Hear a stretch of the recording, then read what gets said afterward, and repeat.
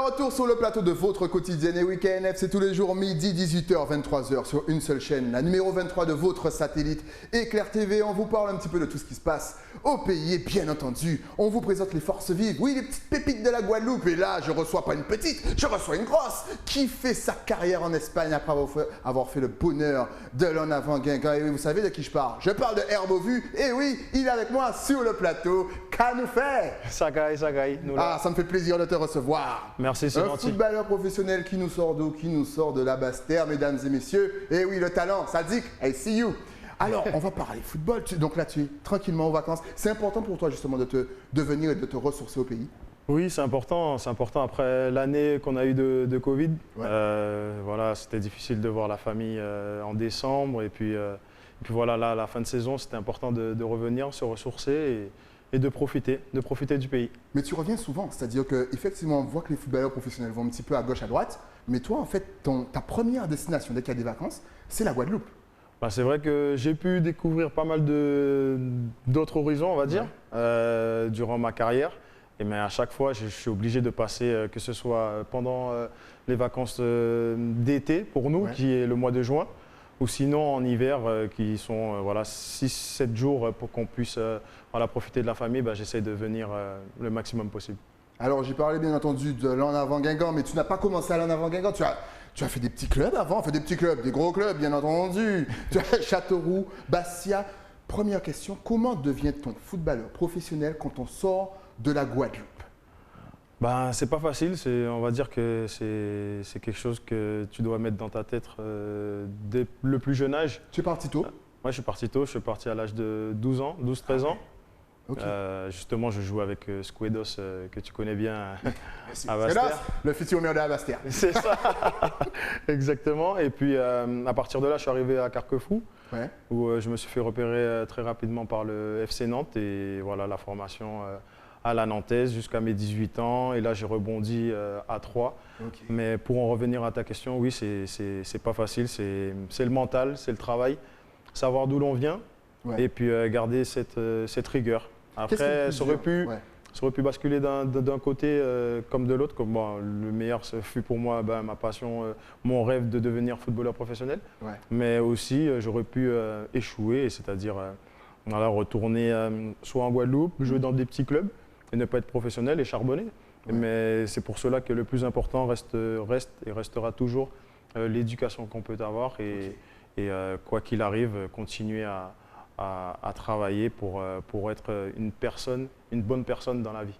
Qu'est-ce qui est plus compliqué lorsqu'on sort de Guadeloupe, qu'on a 12 ans? Est-ce que c'est le fait d'être loin de sa famille? Est-ce que c'est le froid? Qu'est-ce qui est compliqué? Après, c'est manger là. Ça ne m'étonne même pas. Excellent.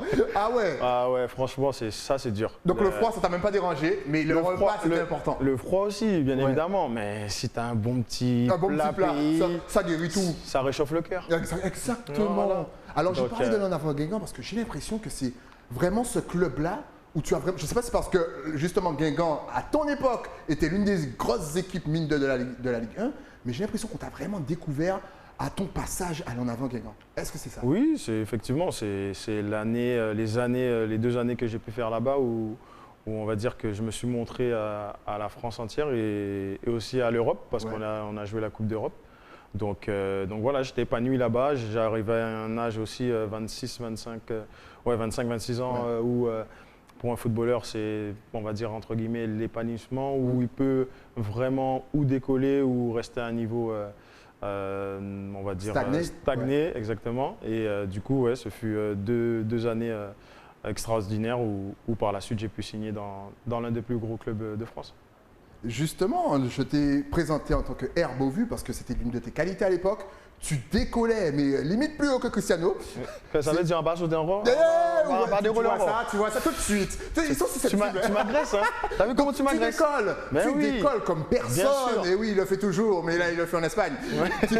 Mais c'est naturel ou tu as travaillé cette détente? Dès que tu avais ça, tu allais aussi noir pour ce match? Non, c'est vrai que déjà, je suis Saint-Claudien aussi. Je suis Bastérien, mais Saint-Claudien. Écoute. À Fumerolles. Saint-Claude. Oui, je dis chinois parce que bon, tu sais, c'est là qu'on était. Ouais, c'est clair. mais c'est vrai que bon, avec mon oncle, et mon père qui était entraîneur à l'époque, ben, je m'entraînais tout le temps, je jouais tout le temps sur le terrain et je sais pas, c'est l'habitude de m'entraîner, je pense. Entre guillemets, j'entraînais tout, pas seulement les frappes, les coups francs, les corners, la détente, etc. Donc peut-être de là est venue ma détente. Excellent. Alors là, actuellement, tu es en Espagne. Ouais.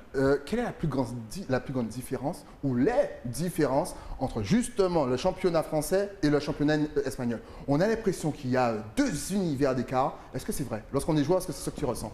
On va dire à l'époque où moi je suis arrivé, c'est clair qu'il y avait la MSN et la BBC. Ouais. Donc MSN, Messi, Suarez et Neymar, BBC, Bale, Benzema et bien sûr Cristiano Ronaldo. Et c'est vrai qu'à cette époque-là, en 2016-2017, c'était vraiment quelque chose de... Moi, j'ai jamais vu ça.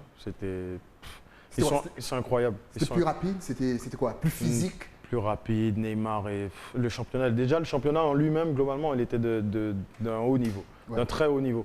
Mais après, avec ces deux locomotives et les joueurs qu'il y avait dedans, c'est que dans l'histoire du football, je crois qu'on n'a jamais vu ça. Donc vraiment, c'était extraordinaire. Messi, Neymar, c'était... Suarez qui... Oh, non, franchement, c'est... Il n'y a même pas de mots. Ouais. Franchement, j'ai pas de mots. Si déjà nous, devant notre tenue, on n'a pas de mots, toi, tu n'as pas de mots... Non, j'ai pas de mots parce que c'est juste... Magnifique. Et on ressent quoi, justement, lorsqu'on est sur un terrain en train de jouer avec ces gars-là? On ressent quoi? Ben, une fierté parce qu'on sort comme je te disais, de Saint-Claude. De Saint-Claude. Sois fier. Les Saint-Claudiens, on est là. Et donc, arriver là, au Bernabéu, au Camp Nou, voilà, ça fait quelque chose, c'est une fierté. Tu te dis, ah ouais, tu as quand même réussi à arriver jusque-là. Mais bon, il faut vite se reconcentrer parce que sinon, ils vont t'en mettre 10. Exactement. Est-ce que l'entraînement est plus compliqué aussi? Est-ce qu'on a souvent l'impression que... On touche beaucoup plus au ballon, ça c'est vrai. Mais ça commence à changer. En France, apparemment, maintenant, c'est un peu plus basé sur le jeu. Mais c'est vrai qu'en Espagne, dès que je suis arrivé, c'était à base de ballon. Même la préparation physique, c'était le ballon. Et toutes les équipes jouent, toutes les équipes. Ah, donc finalement, ce qu'on voit à la télé, mais finalement, c'est ça, il n'y a pas de magie, il n'y a pas de trucage. On voit que tu kiffes la vie en Espagne. Peut-être parce qu'il y a le soleil, ça te rappelle peut-être les villes. Est-ce que tu te vois revenir en France ou même aller à Londres, dans un endroit où il y a moins de soleil? Est-ce que tu te vois actuellement changer de pays? Bah écoute, l'Espagne, oui, c'est un pays que j'adore déjà par la langue. Je me suis bien adapté aussi. Je parle maintenant espagnol, mais on va dire un peu couramment. et mes enfants sont nés là-bas. Donc voilà, je suis attaché maintenant à ce pays. Et c'est vrai que voilà, le championnat espagnol aussi m'a beaucoup fait kiffer. Après, bien évidemment, je suis ouvert à tout championnat. J'arrive à un âge où maintenant, entre guillemets, on va dire c'est pour le plaisir. Ok, d'accord. Pour le plaisir. Les footballeurs, ils vont de plus en plus loin, donc mine de temps. Oui, bien sûr. Mais je veux dire par là, pour le plaisir, donner aux jeunes.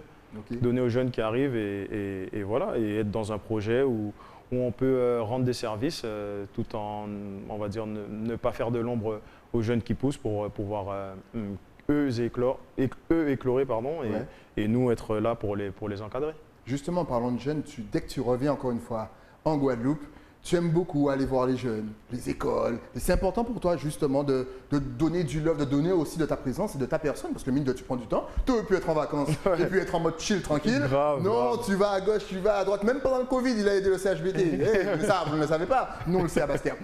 Est-ce que c'est important pour toi? Oui, c'est important. C'est important. On est des personnes publiques, entre guillemets, on va dire. On a ce regard des jeunes qui est extraordinaire, comme j'ai pu le découvrir à chaque sortie déjà dans divers stades en Europe. Et quand tu le fais pour ton pays, pour nous, nos enfants de notre terre, c'est enrichissant et c'est un partage qui n'a pas de mots. Et ça, c'est très important pour moi de pouvoir échanger avec eux, les aider. Et c'est pour ça que demain, j'espère aussi, au fil des années, pouvoir monter une structure avec des amis, des anciens professionnels pour pouvoir justement les aider à réaliser que ce soit le rêve d'artiste, de footballeur ou autre. Donc c'est quelque chose voilà, qui me tient à cœur. Excellent. Qu'est-ce qui nous manque ici pour avoir plus de Claudio Beauvu, justement Je sais pas.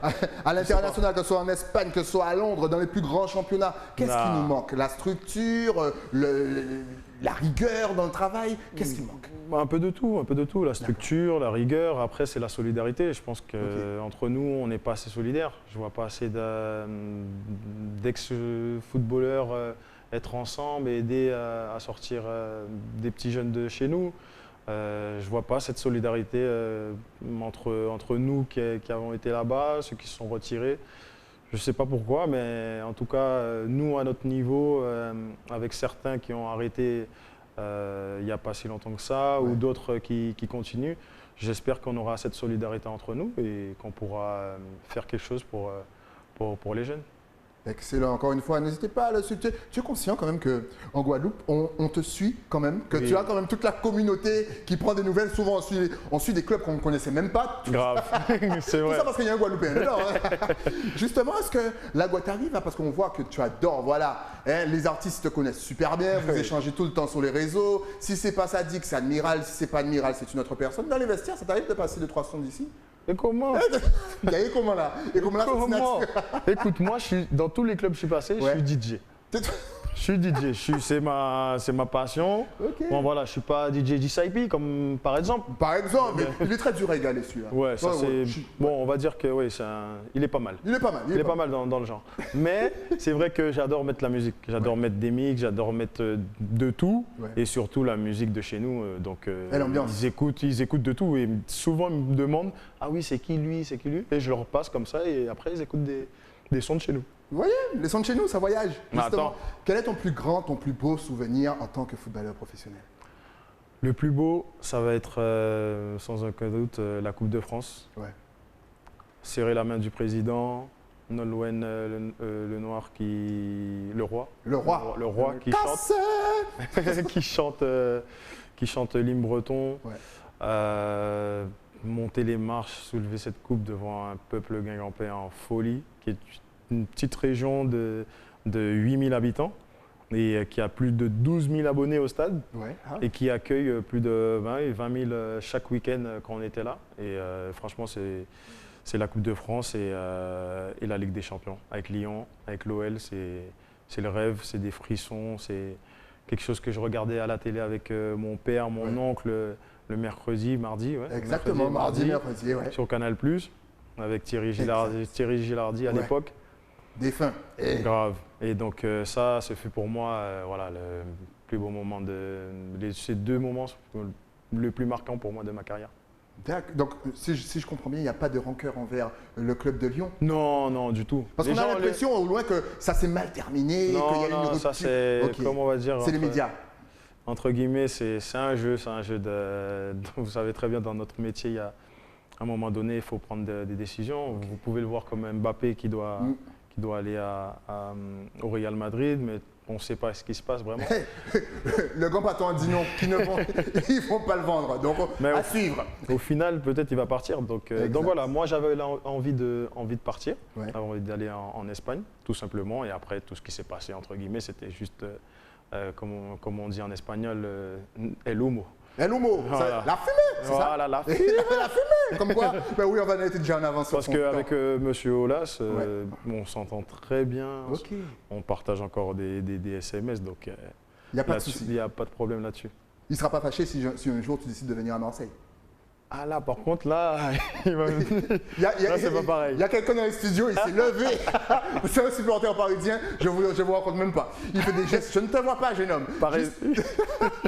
Donc si tu avais justement un conseil pour nos jeunes footballeurs qui rêvent de devenir bientôt un Claudio Beauvu, ça aurait été quoi? Ta caméra est juste là en face.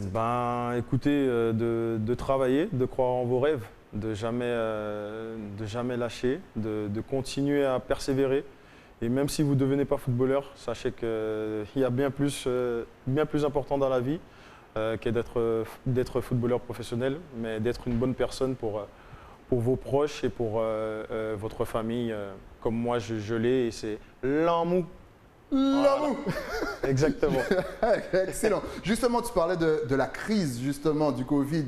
Pour un footballeur, ça a dû être chaud. Comment est-ce que tu as fait pour garder la forme, je dirais? Est-ce que tu as eu un entraînement spécifique chez toi, tout seul, par Zoom, avec un coach? Comment ça s'est passé? Avec des amis, ce fut très dur, hein, très dur. Ouais, le premier jour, arrêter comme ça d'un coup. Pour les muscles et tout, t'as pas perdu du muscle? Non, franchement, non. Okay. J'en ai pas pris, mais j'ai réussi à maintenir quand même un niveau de physique convenable. Mais après, c'est vrai que la première sortie, quand on est retourné sur le terrain pour la préparation, c'était très, très, très compliqué. Ouais. Mais à l'intérieur, voilà, on faisait des Insta, des lives avec des préparateurs physiques, entre professionnels, entre amis aussi des Antilles, ma communauté, parce que moi, j'aime bien être entre mes potes Guada. Ou autres, mais plus mes potes Guada. Donc voilà, que ce soit avec les préparateurs physiques ou entre nous-mêmes, on se faisait des petites séances et ça nous a permis de continuer. Et après, aussi, par le club, on avait une séance, voire 2 séances par jour. Ok. Et on parle bien sûr de l'entraînement, là, pendant tout ce qui est confinement et compagnie, mais les matchs sont publics. Comment on fait pour se motiver? Ça ressemblait pas à des matchs d'entraînement? Franchement, c'était n'importe quoi. Franchement, c'était avec la sono. Grave, c'était dégueulasse. Ouais, c'est horrible. Non, t'inquiète pas, pour nous aussi, c'était dégueulasse. C'est parce qu'on regardait, parce qu'on kiffe le foot. Non, c'était compliqué. C'est compliqué. On pouvait pas. On était obligé parce que voilà, il fallait bien qu'il termine. Il y a des contrats en jeu, il y a des sous en jeu, donc voilà. Mais sinon, c'était de la merde. Dernière petite question, est-ce qu'un retour bien sûr en équipe de France pour la Coupe du Monde? Parce que moi, on veut tous vous voir dedans. Est-ce que ça fait partie des projets? Ni Thomas, qu'on salue. Marcus Jala. Mais attends, ça fait toi aussi. Et les gars, vous imaginez sûrement que les Guada Boys, vous tous là réunis, on parle pas trop. Thomas, comment? Et Marcus Thuram. Et on a du Claudio Beauvu. Ça part dans tous les sens. Ça va être festival. On ne faudra pas appeler EDF, c'est EDG, équipe de Guadeloupe. mais tu y penses, ça reste un objectif que tu te fixes dans l'équipe de France? De l'équipe de France. Non, déjà, ce serait bien que les Guada Boys, ce serait bien qu'on fasse quelque chose. Ce qui est bien, c'est qu'il a toujours répondu ça. Et après la saison qui suivait, était Tony Truant. Eh oui, je regarde. Non, mais à mon âge, voilà, moi, c'est plus mon objectif. Je regarde de loin, il y a des jeunes qui y sont déjà, des jeunes Guadeloupéens. On est fiers d'eux. Moi, je suis fier, j'échange souvent avec eux et ils nous rendent fiers. Donc, qui continuent à nous rendre fiers. Et après, les petits qui poussent, qui puissent aussi rentrer dans cette équipe de France. Et nous, on sera très heureux. Excellent. En tout cas, n'oubliez pas, si vous voulez suivre Claudio Beauvu, forcément, il y a les réseaux. Donc, on va lui poser la question tout de suite. Est-ce que tu es connecté sur les réseaux sociaux? Est-ce que tu as Twitter? Est-ce que tu as Instagram? Vraiment, connectez-vous à Instagram. Exactement. Vas-y, de toute façon, ça va s'afficher juste ici. Voilà, partout. Donc, c'est Claudio Beauvu.12 sur Insta et c'est Beauvu sur Twitter. N'hésitez pas à aller le suivre, contactez-le, encouragez-le et honnêtement, suivez les matchs de foot, ça ne mange pas de pain. Logiquement, les supporters sont de retour bientôt. Si tu avais un tout dernier mot à faire passer à toute la Caraïbe, Guadeloupe, Martinique, Guyane, La Réunion, même si c'est loin, on vous voit. Jamaïque, Trinidad, Barbade, Saint-Vincent, Vinci People. Eh oui, Barbados, Jamaïca. Oui, tout ça, c'est regardé par tout le monde. Eh oui, vas-y, ta caméra est juste là. Écoutez, prenez soin de vous en cette période de Covid et puis essayons de rester solidaires entre nous, entre West Indies, on va dire, et puis voilà, beaucoup d'amour, beaucoup de love pour vous. Ah, c'est bien, il est revenu avec de l'amour, c'est normal, c'est un Saint-Claudien. Merci Claudio d'être passé, surtout que franchement, tu es en vacances, tu aurais pu te la couler douce, mais non, il est professionnel. Merci à toi, dès que tu veux parler de ce que tu veux, tu repasses sur le plateau. La porte est ouverte, il n'y a pas de cadenas, tu connais le chemin. Et puis JSIP est là, JSIP va t'emmener. Juste le temps, bien sûr, pour moi de remercier mon partenaire, et oui, celui qui m'habille. Ça reste toujours à Basse-Terre, il n'y a que des Basse-Terriens là aujourd'hui. Incroyable. Direction l'écrin. Et bien sûr, si vous voulez prendre soin de vos locks, vous appelez GBS Concept. Florence fait ça comme personne. Nous, on se retrouve demain pour un nouveau numéro de KNF, toujours sur Éclair TV. À demain.